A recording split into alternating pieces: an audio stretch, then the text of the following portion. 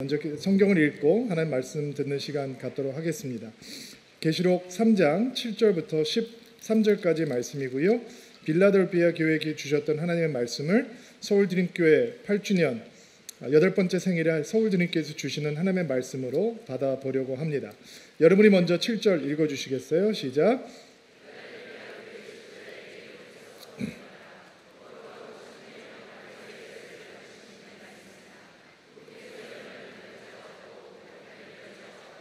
나는 내 행위를 알고 있다. 내가 결코 강하지 않으나 내 가르침에 순종하고 담대히 내 이름을 말하기를 두려워하지 않았다. 내가 내 앞에 문을 열어두었으니 아무도 그 문을 닫지 못할 것이다.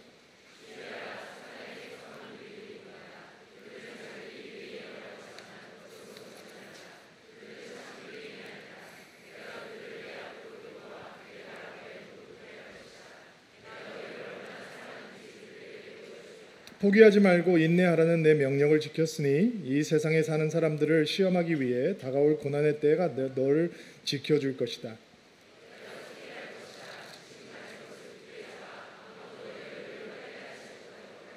승리하는 자에게는 하나님의 성전의 기둥이 되게 할 것이다.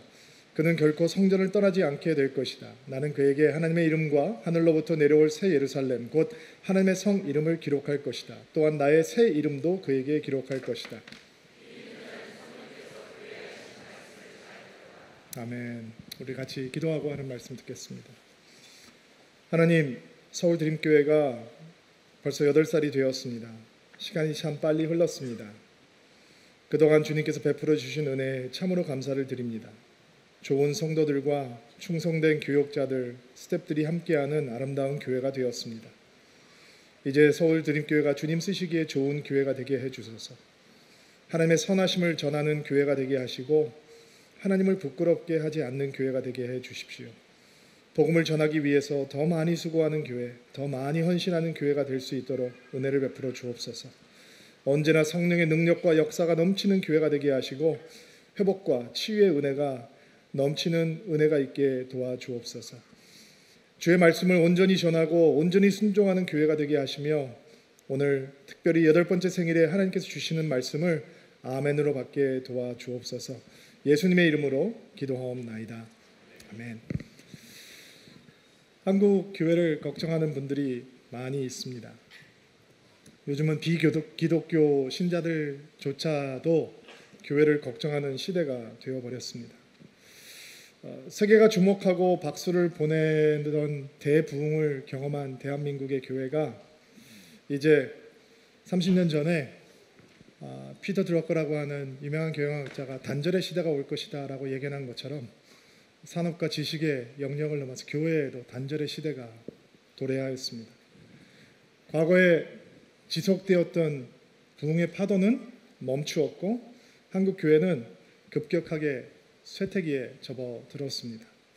지난 한 해 동안 예수교 장로교 통합 측, 신도배 목사님이 통합 측 목사님이시죠. 통합 측 교단에서 1년 동안 6만 명의 성도가 줄었다고 합니다. 이게 어떤 숫자냐면 100명 모이는 교회 600개가 지난 한 해 동안 없어진 거라고 생각을 하시면 됩니다. 어떤 통계에는 매해 2,000개의 교회가 사라진다라고 하는 통계도 있습니다. 주일학교 학생들은 통합 측 주일학교 학생들은 38만 명에서 28만 명으로 줄어들었습니다. 한국 개신교가 급격하게 쇠퇴하는 동안 2005년도 통계를 보면 천주교는 186만 명에서 14만 명으로 증가하였고 불교도들도 1,090만 명으로 증가하였습니다. 점집도 전년 대비 40% 늘었다고 합니다. 무슬림은 대한민국뿐만 아니라 전 세계에서 가장 빨리 성장하는 종교 중에 하나입니다. 1988년 서울 올림픽이 열리기 전에 7월 11일 아랍연맹에서 발행하는 아랍신문에 다음과 같은 기사가 실렸었습니다. 지금으로부터 100년 전에 한국에는 기독교인이 단 한 명도 없었다. 그러나 현재 전체 인구의 25%에 달하는 약 1,000만 명의 기독교인들이 보고되고 있다. 그 당시에 그랬다는 거죠. 사상 유례 없는 놀라운 증가 추세를 보면 한국은 상당히 종교성을 가진 나라이다. 한국에는 현재 3만 명의 무슬림이 있다. 한국인의 종교적 성향에 비추어 볼 때 향후 수십 년 안에 이슬람이 기독교를 앞지를 수 있을 것이다. 머지않아 한국은 이슬람 국가 중 하나로 불리게 될 것이다.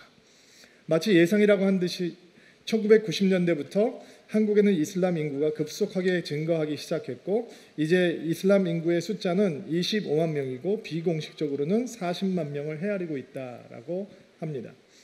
할랄푸드가 이제 퍼지고 있다는 것 여러분도 너무 더 쉽게 길거리를 지나다니면서 보실 수 있는 상황입니다. 지금 현재 2017년 기독교 인구를 870만 정도로 보거든요. 근데 그 중에 150만에서 250만 정도는 이단 교회라고 합니다. 그러니까 복음주의, 신앙을 고백하는 기독교 인구는 지금 600만에서 700만 정도 된다라고 추산할 수 있습니다.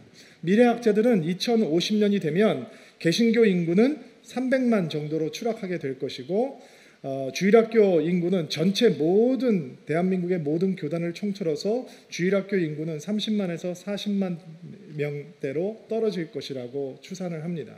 지금 현재 고등학교, 중학교, 대학교 학생들의 복음화율은 3%대입니다. 그러니까 100명 중에 96명, 97명은 하나님에 대해서 관심이 없고 교회 다니지 않고 있다라고 생각을 하시면 됩니다. 이렇게 가면 대한민국의 교회가 유럽 교회처럼 사멸하게 되는 것은 시간 문제라고 하는 결론에 이르게 됩니다. 실제로 대한민국 사회는 서양의 어떤 국가보다도 빠른 속도로 세속화, 탈종교화가 일어나고 있습니다. 한국 교회를 대표하는 대형 교회들이 크고 작은 사고를 칠 때마다 이 사회가 교회를 향해서 보내는 냉소와 질책 때문에 사실은 우리는 얼굴을 들기가 몹시 부끄럽습니다. 신앙적으로 보아도 크리스찬이라고 스스로 부르는 사람들이 절대적인 진리, 변하지 않는 성경의 권위보다는 자기의 마음대로 생각하고 해석하는 신문화 기독교, 융합 혹은 교배된 기독교라고 하는 새로운 단어를 창조해내며 짬뽕 영성 기독교 문화가 만들어지고 있습니다. 소비주의, 편리주의에 평승한 이 철저한 개인주의적인 교회 생활이 대부분의 성도들에게 공동체라고 하는 것이 불필요하다라고 느낄 만큼 교회는 사실 그 정체성이 위협당하는 상황입니다. 최고의 교육 혜택을 누리는 시대, 인터넷과 모바일이 그렇게 편리한 시대를 살고 있으면서 우리는 과거의 지난 100여 년 동안의 기독교 역사상 성경적으로 가장 무지한 크리스천 제너레이션들을 양산해 놓고 있습니다. 교회 안에도 점잖은 불가지론이 조용히 뿌리를 내리고 있고 영적인 것에는 관심이 있다 하지만 전통적인 기독교 가치관에 대해서는 노골적으로 거부감이나 불쾌감을 보이기를 주저하지 않는 사람들이 교회 안에도 많이 들어와 있습니다. 실로 단절의 시대가 되었습니다. 우리는 과거의 부흥의 혜택을 전혀 누리지 못하는 세대 속으로 들어와 있습니다. 그러나 우리는 서울드림교회 8번째 생일에 너무 좌절하거나 실망할 필요는 없습니다. 우리가 기억해야 할 것이 있습니다. 사실 예수님께서 승천하시고 성령께서 돌아가시며 교회라고 하는 선물을 성도들에게 가져주던 그 순간부터 예수님의 교회는 언제나 거친 토양에서 아름다운 열매를 맺어왔기 때문입니다. 100여 년 전에 조선은 혼란의 땅이었습니다. 강대국의 힘 경쟁으로 나라가 피폐해지고 있었죠. 1894년에 청일전쟁이 일어났고 1904년에 로일전쟁이 터졌습니다. 그리고 1910년에는 나라를 잃는 슬픔을 겪었습니다. 고통의 시대였습니다. 그러나 한국의 교회는 그 시간에 믿을 수 없는 부흥을 경험했습니다. 1905년에서 10년 사이 미 북감리 교회는 180%의 성장을 했고 미 북장로 교회는 제가 소속된 교단입니다. 250%의 성장을 거듭했고 미 남리 교회는 대한민국에서 조선에서 700%의 부흥을 일궈냈다고 합니다. 1907년 세계 선교사의 길이 기억될 만한 대부흥 운동이 1907년 평양 장대영교회에서 시작되었고 한반도를 덮어버렸습니다. 혼란과 고통 속에서 오히려 복음은 더 힘차게 전진했었습니다. 그래서 다시 우리는 이 땅을 위해서 눈물을 흘려야 합니다. 이 땅에 있는 교회들을 위해서 저희 성도들은 다시 한번 울어야 합니다. 영적인 겨울을 지나고 있으며 모든 것이 얼어붙은 것 같은 이 시대에 놓여진 우리들은 다시 한번 주님의 은총을 구하고 가슴을 치며 회개하고 교회가 교회됨을 회복하고 목회자들이 성직자됨을 회복하고 성도들이 성도됨을 회복하며 복음으로 다시 한번 예수 그리스도로 돌아가 이 땅에 그리스도의 푸른 계절이 오게 우리는 다시 한번 눈물 흘리며 기도해야 하는 것입니다. 그래서 빌라델피아에게 주셨던 말씀을 통해 하나님께서 서울드림교회에 주시는 메시지를 담아보려고 합니다. 우리가 다시 한번 품어야 되는 기도는 무엇인가? 주께서는 분명히 교회가 이 세상의 소망이라고 하고 교회를 이 땅에 선물로 허락해 주셨는데 과연 그렇다면 세상이 소망이 되는 교회, 그 교회가 드려야 되는 기도는 어떤 기도일까 고민해 보려고 합니다. 빌라델피아 교회는 소아시아 7교회 중에 규모가 그렇게 크지 않은 교회였습니다. 다른 교회들은 꽤 규모가 있고 큰 교회들이 있었는데도 불구하고 그러나 빌라델피아 도시 자체가 작은 도시는 아니었습니다. 원래 교통의 여지였기 때문에 일찍부터 산업과 교육이 발달을 했는데 이 도시는 지진이 너무 많아서 교시가 커졌다가 점점 사이즈가 줄어들고 있었습니다. 특별히 주 17년에 있었던 대지진이 주변 도시들을 완전히 파괴했는데 빌라델피아도 그 후부터 계속 인구들이 떠나가고 불안과 공포에 떨 수밖에 없는 작은 도시로 전락해버릴 수밖에 없었습니다. 또 빌라델피아 교회는 매우 가난한 교회였습니다. 그 사람들이 직업이 없어서 가난하고 게을러서 가난한 것이 아니라 빌라델피아에 있는 성도들이 당시 상업조합 같은 것에 가입을 하지 않고 오히려 의도적으로 가난을 선택했기 때문에 가난할 수밖에 없는 교회였습니다. 장사를 하려면 이 로마 문화권은 길드 같은 그 상업조합에 가입을 해야 되는데 상업조합에 가입을 하게 되면 우상 숭배도 해야 되고 우상을 섬기는 그 성전에서 있는 창기들과 함께 음란한 문화 속에 빠져들 수밖에 없고 황제의 숭배를 할 수밖에 없는데 그런 상업조합에 들어가는 대신 예수만 섬기는 신앙을 선택하고 그들은 오히려 가난을 선택했던 것입니다. 그럼에도 불구하고 이 빌라델피아가 포도주로 유명한 도시였거든요. 그래서 이 가난한 빌라델피아 교회가 소아시아 7교회에 성찬 포도주를 다 제공할 만큼 그들은 servant 하트가 있는 그런 교회였습니다. 핍박이 있고 빈곤한 가운데 아름다운 교회의 모습을 간직하고 있는 빌라델피아 교회를 향해서 예수님의 칭찬과 축복이 쏟아집니다. 책망이 하나도 없는 교회입니다. 그리고 우리는 그런 빌라델피아 교회에 쏟아졌던 하나님의 축복과 칭찬이 언젠가는 우리가 사랑하는 서울드림교회 바로 여러분들에게 그 칭찬이 쏟아지기를 간절히 소망하면서 말씀을 나누려고 합니다. 7절과 8절 말씀 같이 한번 읽어보겠습니다. 읽어주시겠어요? 시작. 빌라델피아 교회 지도자에게 거룩하고 참되며 다윗의 열쇠를 가지신 분의 말씀이다. 그분께서 열면 닫을 자가 없고 닫으면 열 자가 없다. 나는 내 행위를 알고 있다.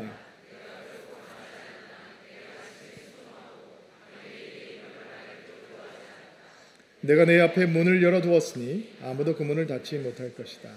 예수님께서는 자기 스스로를 거룩하고 참되며 다윗의 열쇠를 가지신 분이라고 말씀하셨습니다. 이 다윗의 열쇠라고 하는 게 이사야서 22장 15절부터 등장하는 사건을 배경으로 하고 있는 말씀인데 이스라엘이 아수르에게 침략을 받았을 때 셈나라고 하는 반역자가 생겼어요. 이 셈나라고 하는 게 금고를 맡은 사람이었는데 반역을 해서 이스라엘이 굉장히 어려움에 처하게 되었습니다. 그래서 하나님께서 셈나라고 하는 반역자 대신 엘리야김이라고 하는 새로운 금고를 맡은 관료를 세워주시고 내가 그의 어깨 위에 다윗의 열쇠를 걸어주겠다. 그가 문을 열면 닫을 자가 없으며 닫으면 아무도 열지 못할 거다라고 말씀을 해주셨거든요. 그러니까 예수님께서 그 다윗의 열쇠를 가졌던 엘리야김의 사건을 말씀하시면서 나에게 다윗의 열쇠가 주어졌는데 그 열쇠는 어떤 역할을 하느냐? 열면 닫을 자가 없고 닫으면 열 자가 없을 것이다 라고 말씀해 주셨습니다. 예수님께서 빌라델피아 앞에 문을 열어두셨다라고 말씀해요. 개역 개정판에는 내가 그 앞에 열린 문을 두었다라고 무슨 문일까요? 성경에 보면 문이 예수님이 구원의 문이다라고 얘기하는데 여기서 얘기하고 있는 내가 너희들 앞에 열린 문을 두었다라고 하는 것은 무엇일까요? 바로 그 구원의 문, 예수님을 알릴 수 있는 전도의 문, 선교의 문을 열어두셨다라고 하는 뜻입니다. 소아시아 지역에서 가장 작은 교회였던 빌라델피아 교회 앞에 하나님께서 전도의 문, 선교의 문 열어주셨다는 것입니다. 자, 오늘 우리가 세상의 소망이 되는 교회가 되기 위해서 서울드림교회를 사랑하고 섬기는 모든 드림인들이 주 앞에 올려드려야 되는 기도는, 하나님, 서울드림교회 앞에 전도의 문을 열어주소서, 선교의 문을 열어주소서라고 하는 기도입니다. 우리 주변에서 예수를 전하면 전도고, 멀리 가서 타문화권에서 예수를 전하는 것을 선교라고 얘기하잖아요. 서울드림교회가 먼저 전도하는 교회, 선교하는 교회가 되어야 세상의 소망이 될 수 있는 교회가 될 수 있다라는 것입니다. 예수님께서 빌라델피아를 보실 때 너희가 능력이 없는데도 불구하고, 작은 능력이 있는데도 불구하고, 너희가 할 수 있는 것이 많이 없는데도 불구하고 너희들은 정말 작은 능력을 갖고 내 말을 따르고 순종하고 내 이름을 배반하지 않았다라고 칭찬해 주셨습니다. 규모도 작았고 재정도 부족했고 환경도 여의치 않고 그들이 할 수 있는 것들은 많이 없어 보였지만, 그럼에도 불구하고 그들은 적은 능력을 핑계로 삼지 않았다라는 것이죠. 작은 능력을 갖고도 주의 말씀을 전하고 주의 이름을 증거하고 복음을 전하는 것을 멈추지 않았다라는 것입니다. 지난 8년 동안 얼마나 많은 분들이 서울드림교회를 찾아주셨는지 모릅니다.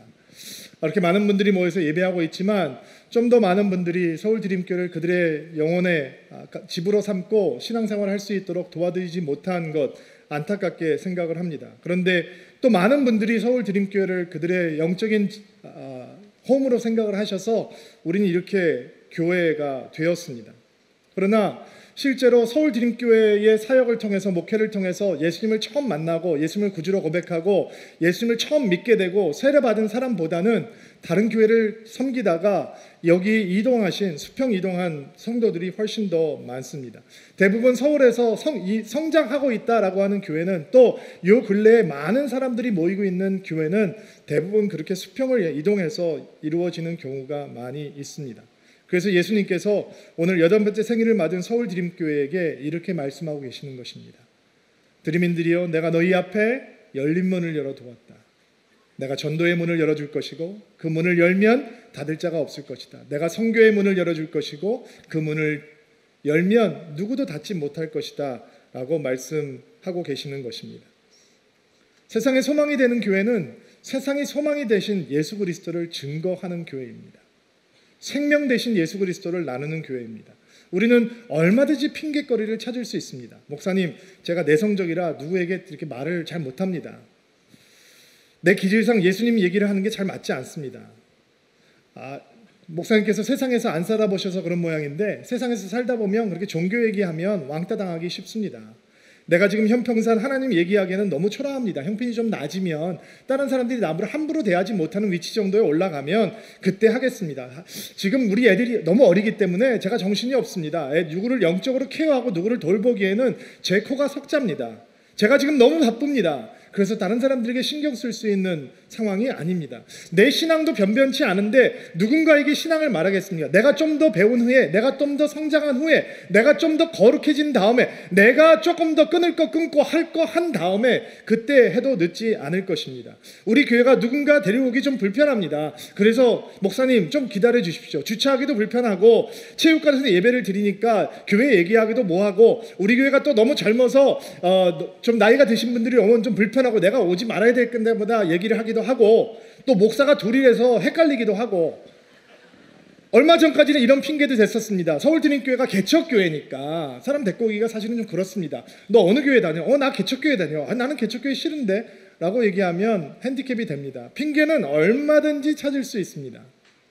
제가 어저께 밤늦게까지 말씀을 묵상하고 이렇게 좀 준비하고 기도하면서 갑자기 제 마음속에 이런 생각이 들었습니다. 제가 아침에 이런 얘기를 신동 목사님하고 나눴는데, 우리 교회 이제 어린 교회가 아니네?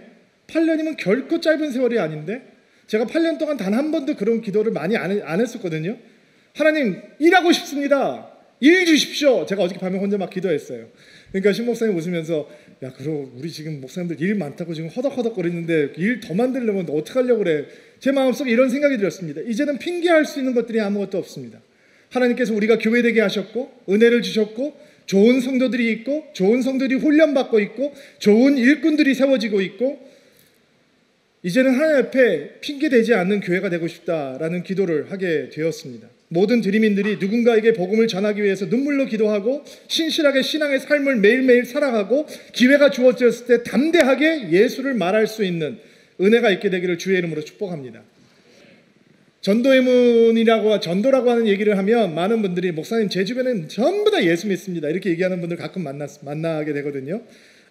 동창회 나가세요. 동호회 들어가세요. 없는 취미 만드세요. 요리도 배우시고 헬스클럽 가서 혼자 운동하는 동성, 이성한테 가지 마시고 동성한테 가서 말 거시고 근육 많이 나오셨네요. 어떻게 하면 그런 근육을 만들지 말 시키시고 조기 축구에 나가시고 합창단도 가시고 믿지 않는 사람들하고 같이 어깨를 부딪히면서 그들에게 새로운 영향력을 줄 수 있는 관계, 그들에게 영향받는 관계가 아니라 그들에게 영향력을 끼칠 수 있는 자리를 만드시고 목사가 제일 전도하기 힘들죠 뭐. 우리는 맨날 믿는 사람들만 만나고 사니까. 저도 전도하기 위해서 똑같은 커피숍에 가고 똑같은 가서 주문하고 그리고 친절하게 대하면 남자가 여자들한테 이렇게 하면 작업 거는 줄 알아요. 그런 오해에도 불구하고 예수께서 생명이시기에 세상이 소망이 되는 교회는 예수를 증거하는 교회이기에 예수께서 우리 앞에 열린 문을 주셨다기에 학부형들 만나서 친구 엄마들 만나서 전도하고 그것이 이 땅을 변화시킬 수 있는 예수 그리스도의 소망이 전해지는 것입니다. 여러분 지금 요즘 시대는요 노방 전도로 복음을 증거할 수 있는 시대가 아닙니다. 관계 전도가 유일합니다. 유일한 통로입니다. 누군가 나를 믿어줄 때 내가 그들이 나의 전도 대상자가 아니고 정말 내가 그들을 좋아하고 내가 그들을 사랑하고 그들과 함께 있는 시간이 기쁘고 그들과 함께 웃고 있는 시간이 너무 행복하고 그런데 그들이 나한테 너무 소중한데 내가 알고 있는 예수님을 전해주지 못해서 여기 와서 눈물로 기도하고 그들에게 마음을 얻기 위해서 더 많이 금식하고 기도하고 이러면서 복음을 전해줄 수 있는 교회가 되는 것이 이 땅의 소망을 전해주는 교회가 되는 것입니다. 젊은이들이 예수를 안 믿잖아요. 3% 미만으로 떨어지거든요. 그래서 저희 교회가 하는 군인교회 사역이 놀라운 거예요. 군대 가면 애들이 초코파이 먹기 위해서 교회 오거든요. 사회에서 초코파이 주면 교회 가겠어요? 근데 참 이상하죠? 군대 가면 초코파이 준다 그러면 교회 간다는 거예요. 앞으로 교회 더 많이 개척했으면 좋겠어요. 왜 아멘 안 하실까? 건강한 교회가 많이 생겨야 돼요. 건강한 교회들, 오직 복음을 전하기 위해서 헌신하는 교회들, 저희 국내 사역팀들이 더 많은 건강한 교회를 개척하기 위해서 끊임없이 하나님의 비전을 선포하고 젊은 목사들을 훈련하고 그들을 도와주는 사역. 주여 복음의 문을 열어 주옵소서. 전도의 문을 열어 주옵소서. 선교의 문을 열어 주옵소서. 선교주에도 얼마나 많은 일들이 있는지 몰라요. 내년에는 저희 화성 선교자 중에서 언어 수련이 끝나는 우리 허은경 선교사님 캄보디아 이미 부지를 구입했고 교회 개척하거든요. 교회 세워줘야 돼요. 네팔에 가 있는 우리 문찬희 선교사님 그 땅이 얼마나 험한 곳이냐면 개종하면 5년 동안 실형을 살아야 된다라고 하는 법안이 지금 발효가 됐대요. 예수 한번 믿으면 5년 동안 감옥 갔다 와야 된다는 거예요. 그런 땅에서 복음을 전하는 선교사님 위해서 우리가 온 힘을 실어줘야 돼요. 내년에는 이명희 목사님이 시리아 난민 사역을 출발해요. 무슬림 선교가 그렇게 힘들다 그러잖아요. 근데 그 땅에 들어가면 누구도 복음을 향해서 마음을 열지 않으려고 하는데 난민 캠프에 가면 난민촌에 가면 무슬림들이 싸우다가 지금 이 수백만의 난민들이 생겼기 때문에 근데 외국 선교사들이 와서 그들을 사랑해주고 도와주니까 난민이라고 하는 것이 무슬림 사회에도 너무나 큰 골칫거리이기 때문에 감시가 소홀하다는 거예요. 그리고 마음을 연다는 거예요. 다 아이들 공부시켜줘야 되는데 학교가 없고 병원도 없고 돌봐주는 사람도 없으니까 빈곤 가운데 있고 우리가 학교를 만들어주고 우리가 병원을 지어주고 우리가 그들에게 사랑을 베풀어주고 먹을 거 주고 입을 거 주고 미래에 대한 꿈을 던져주고 인도에서도 계속 교회 만들어달라고 타가서 운영해달라고 요청이 있어요. 이 일을 제대로 하려면 저희가 학교를 해야 돼요. 기독교 중고등학교를 만들어야 되고 기독교 대학교를 만들어야 되고 기독교 신학대학원을 만들어야 돼요. 그렇지 않으면 그 무지묵지한 우상의 땅을 변화시킬 수 있는 가망성이 없어요. 근데 사람이 가야 되는 거죠. 우리 사람이. 그래서 저희가 인도에서 사람 하나 데려왔어요. 저희 파트너 목사님 애를 한국말 한마디도 못하는 인도 아이를 데려다가 지난 2년 동안 여러분에게 아직 소개하지 못했지만 2년 동안 한국어 학당에서 공부를 시키고 1월 달에 시험 봐요. 3급 이상 받으면 한국신학대학교, 한국신학대학원에서 공부시키고 다시 역파송할 거예요. 그때 따라 들어갈 수 있는 젊은이들도 있게 되기를 주의 이름으로 축복합니다. 아멘 하셨어요. 할 일이 얼마나 많은지 몰라요. 하나님께서 우리 앞에 전도의 문, 선교의 문을 열어주셨거든요.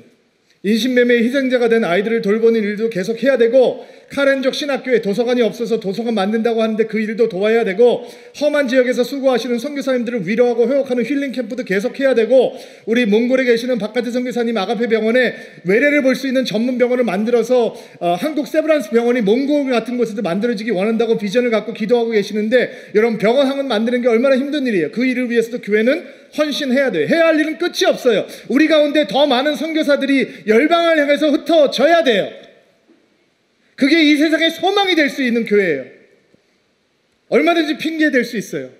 우린 넉넉하지 않은데, 교회 건물도 없는데, 드림센터 지면서 지금 빚도 있는데, 빚부터 갚아야 되는데, 얼마든지 핑계를 댈 수 있지만 우리는 적은 능력을 가지고도 주님을 순종하고 주님을 배반하지 않겠다라고 헌신하는 교회가, 성도가, 목회자가 되기를 주의 이름으로 축복합니다. 여러분 이거 아세요? 저희 교회는 교회 시작하고 저희 담임 목사들 사례비 주기 전에 선교사님부터 후원했던 교회예요. 돌아보니까 저희가 그렇게 했더라고요. 하나님께서는 처음부터 저희 앞에 열린 문을 두시고 저희들을 이끌어가기 원하셨어요. 저희가 교회 시작한 다음에 1년 지났을 때인데 IT에서 대지진이 났었어요. 그래서 김동건 장로님하고 저하고 자매 둘하고 아마 저희 교회 첫 번째 아웃팀이었던 거라고 생각하는데 그때 들어갔어요. 저희들이 할 수 있는 일이 정말 없더라고요. 그리고 거기 수고하시는 선교사님에게 고아들을 섬기는 사역을 해달라고 부탁하고 선교 헌금을 조금 했어요. 근데 너무 작아서 너무너무 창피했어요. 그리고 돌아봐요. 우리가 선교지를 돕고 있는 금액이 1000배가 된 것 같아요. 그때 했던 헌금보다 해외 선교로 쓰는 돈이 지금 1000배가 되었어요. 하나님께서는 우리의 적은 능력을 가지고 주 앞에 충성하는 교회, 전도의 문, 선교의 문을 걸어 들어갈 수 있는 그런 교회가 되기를 원하세요. 그런 교회가 되기를 주의 이름으로 축복합니다. 여러분 핑계대지 맙시다. 왜 예수를 전할 수 없는지 핑계대지 맙시다. 왜 선교보다 다른 일을 먼저 해야 되는지 핑계대지 않는 서울드림교회가 되기를 주의 이름으로 축복합니다. 귀가 있는 자들은 성령께서 교회에게 해주시는 말씀을 들을지어다. 자, 두 번째 10절부터 11절 말씀 읽어주시겠어요? 시작.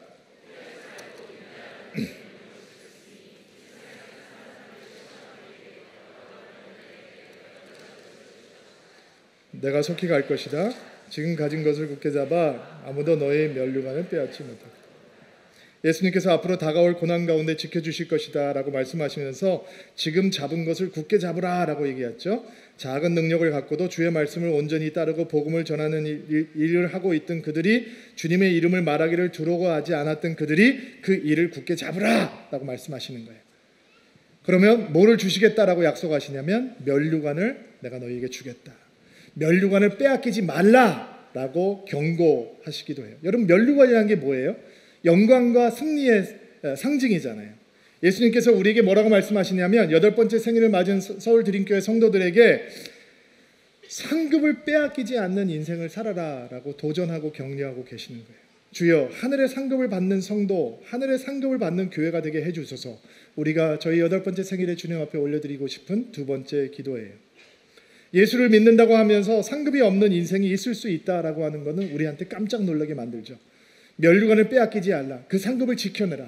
어떻게? 우리들이 붙들고 있는 그것을 놓지 않고 꽉 잡아서 이 땅에서의 삶이 하늘에서 받을 수 있는 상급을 준비할 수 있는 시간, 영광의 면류관을 받을 수 있는 것을 준비하는 시간이라고 하는 게 얼마나 감사해요. 여러분이 교회를 섬기는 순간, 여러분이 교회를 위해서 기도하는 순간, 여러분이 예배를 심어놓는 순간, 누군가를 돕고 누군가를 섬기는 순간, 교회에서 여러분의 땀과 눈물이 흐르는 그것이 하늘에서 여러분의 상급이 쌓이고 있는 시간이고 여러분의 영광의 면류관이 만들어지고 있는 시간이다. 여러분 천국 갔는데 구원만 받고 쓸 면류관이 없고 받을 상급이 없다면 얼마나 비참하겠어요. 내가 나를 위해서만 살아서 나만 생각하고 신앙생활을 하고 하다가 천국에 올라가서 막상 주 앞에 서보니 어느 것도 칭찬 들을 수 없는 인생이 되어버린다. 그것처럼 비참하고 슬픈 인생이 어디 있겠습니까?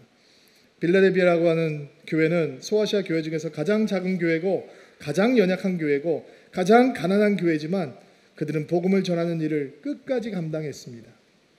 제가 이번에 공부하면서 알게 된 건데 이 소아시아 교회가 수백 년을 흘러가면서 1900년대에 1차 세계대전이 끝날 때까지 그 지역에 복음을 증거하는 교회들이 그 지역에 남아있어요. 소아시아 교회들이 많이 망가져서 막 무너지고 없어졌는데 빌라델피라고 하는 지역은 1차 대전이 끝날 때까지 예수 그리스도의 복음을 증거하다가 끝난 다음에 크리스찬들이 다 그리스도로 옮겼대요. 1900년 동안 연약한 성도들이 그 땅에서 주의 복음을 증거하는 하나님의 구원의 방주의 역할을 했다. 그들이 받을 영광의 면류관은 어떨 것인가 한번 생각을 해봅니다. 여러분, 하늘의 칭찬을 사모하는 인생이 되기를 주의 이름으로 축원합니다. 사람에게 듣는 칭찬은 소용없습니다. 진짜 칭찬은 하나님께 들어야 됩니다. 이 땅의 상급이 아니라 하늘의 상급을 소망하는 우리 교회가 되기를 바랍니다.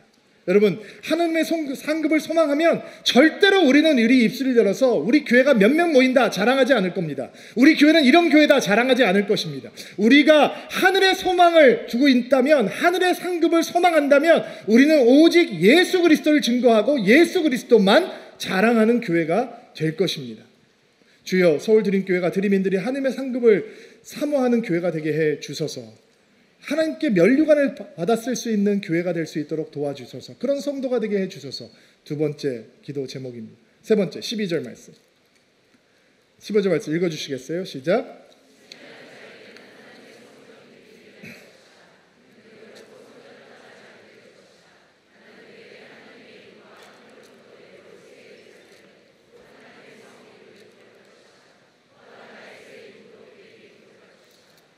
자, 승리하는 자에게 예수님께서 성전의 기둥이 되게 할 것이다. 기둥이 건물을 지탱해 주는 거죠. 지진이 많은 지역에서 아마 항상 지진이 일어나면 무너지는 건물 속에서 살고 있던 사람들에게 내가 너에게 성전의 기둥이 되겠다라고 하는 것은 각별한 의미로 다가왔을 것입니다. 아, 내가 진짜 필요한 존재가 되는 거구나. 내가 건물이 무너지지 않도록 지탱해 주는 그런 존재가 되는 것이구나. 그리고 그 필요한 기둥에 뭐를 써주신다고 그랬죠? 하나님의 이름, 새 예루살렘의 이름, 아무도 알지 못하는 예수님의 그 새로운 이름, 그것을 써주겠다라고 하는 것이죠. 무슨 뜻일까요? 여러분, 옛날에 어렸을 때 물건 사면 여러분 물건 앞에다가 누구 이름 써놔요? 자기 이름 써놓죠. 무슨 뜻이에요? 내 거라, 내 소유라 라고 하는 뜻이잖아요. 이사야서 말씀에 이런 말씀이 있어요. 여호와께서 대답하신다. 여자가 자기 젖먹는 아이를 잊겠느냐? 잊지 못한다는 거예요. 그러나 자기가 낳은 아이를 불쌍히 여기지 않겠느냐? 그렇지, 당연히 불쌍히 여긴다는 거죠. 그러나 혹시 어머니가 자기 아이를 잊는다고 하더라도, 어미가 그 젖먹이 아이를 잊는다고 하더라도 나 여호와는 너희를 절대로 잊지 않을 것이며 보아라, 너의 이름을 내 손바닥에 적었다라고 말씀해 놓는 거예요. 너희는 나의 소유다. 너는 항상 내 마음 가운데 있다라고 말씀을 해 주시는 거예요. 이 땅에서 사람들이 어떻게 하나님을 봅니까? 하나님이 보입니까? 여러분, 이 땅에 있는 사람들이 어떻게 예수님을 만날 수 있습니까? 그분의 소유된 백성, 바로 여러분을 통해서, 저를 통해서, 여러분이 성전의 기둥이고, 아멘으로 받으세요. 꼭 기둥되는 역사가 있게 되기를 주의 이름으로 축복합니다. 여러분이 성전의 기둥이고, 여러분이 교회의 기둥이고, 여러분 위에 하나님의 이름, 새 예루살렘의 이름, 예수 그리스도의 이름이 기록되어 있기 때문에 하나님을 보기 원하면 우리를 보면 되는 것이고, 예수님을 만나기 원하면 우리를 만나면 되는 것입니다. 너무 부담스럽죠? 그러나 예수께서 8번째 생일을 맞은 모든 드림인들에게 그렇게 도전하시고 격려하십니다. 나를 보여주는 교회가 되라. 나의 흔적을 가진 교회가 되라. 이 땅에서 어떻게 하면 하나님의 흔적을 찾을 수 있지? 드림인들을 만나면 되지. 서울 드림교회 가면 거기서 예수님의 흔적을 가진 사람들이 있지. 하나님을 알려면 어디로 가야 되지? 서울 드림교회 가면 되지. 드림인들 만나면 그 사람들이말로 예수 닮아가는 사람들이고 하나님을 알려줄 수 있는 사람이 될 거야. 어떻게 하면 그렇게 살 수 있을까요? 제가 식당에 가서 밥을 먹는데 혼자서 밥을 먹고 있는데 옆에서 아저씨 아줌마가 앉아서 대화를 하시더라고요. 목소리가 크시더라고요. 저보다 훨씬 더 목소리가 크고 쩌렁쩌렁 울리는 거예요. 근데 무슨 얘기를 하냐? 본인들이 다니고 있는 교회 얘기를 하시는 거예요. 그 교회 목사님, 장로님, 권사님, 집사님, 사찰 집사님까지, 관리 집사님까지. 아무튼 성한 사람이 하나도 없는 거예요. 제가 목사인데 이렇게 이렇게 밥을 먹다가 밥이 체할 것 같아서 멈추고 이렇게 생각했어요. 내가 예수를 안 믿는 사람이라면 교회는 진짜 나쁜 곳이구나 라고 생각하겠다. 교회를 정말로 다니면 안 되는 곳이구나. 저렇게 흉악한 사람들이 있는 곳인데 교회를 왜 그래서 제가 이렇게 얘기하고 싶었어요. 죄송한데 교회를 다니지 마세요. 혹시 당신들이 교회를 안 다니면 하나님을 어쩌면 만날 수 있을지도 몰라요. 이렇게 얘기를 하고 싶었지만 그렇게 얘기는 못하고 여러분 예수의 흔적을 갖고 산다라고 하는 게 아주 작은 선택 하나로 시작될 수 있습니다. 오늘 임직 받으신 집사님들 8번째 생일 축하하는 모든 드림인들 오늘 결단하시지요. 나는 내 입술로 다른 성도 욕하지 않겠다. 오, 아멘 안 하시네. 나는 목사들이 부족해도 절대로 우리 목사님들 비난하지 않겠다. 성도들이 부족해도 셀에서 보기 싫은 모습을 보도 내 입술을 열어서는 내 머리를 돌려서는 나는 절대로 부정적인 생각, 부정적인 얘기하지 않겠다. 나는 남욕하지 않겠다. 왜냐하면 내가 성도들을 비난하고 성도들을 불평하고 하는 순간 가장 좋아하는 것은 사단이고 가장 흔들리는 것은 교회 공동체이기 때문에 나는 절대로 파괴의 통로는 되지 않겠다. 나는 은혜의 통로가 되고 오직 예수 그리스도를 보여주는 통로가 되겠다. 결단하는 은혜가 있게 되기를 주의 이름으로 축복합니다. 예수께서 말씀하셨죠. 너희가 서로 사랑하면 허물이 많은 너희들의 허물을 보지 않고 서로 사랑해주면 이 세상이 나를 모르는 이 세상이 나에게 관심이 없는 이 세상이 나로부터 멀리 떨어져 있다고 생각하는 그 세상이 너희를 통해서 너희가 나의 제자인 것을 알게 될 것이다. 세상이 소망이 되는 교회는 여러분과 제가 예수를 보여주는 존재가 되는 것입니다. 이런 은혜가 서울드림교회 가운데 충만하게 되기를 주의 이름으로 축복합니다. 다시 한번 우리의 생일을 축하하고 하나님께서 새롭게 여실 미래를 소망하고 기대합니다. 하나님의 꿈을 이루어드리는 교회, 세상을 변화시키는 교회, 하나님께서 쓰시기 너무 좋으셔서 언제나 제일 먼저 부를 수 있는 교회, 그 교회가 우리 교회가 되기를 바랍니다.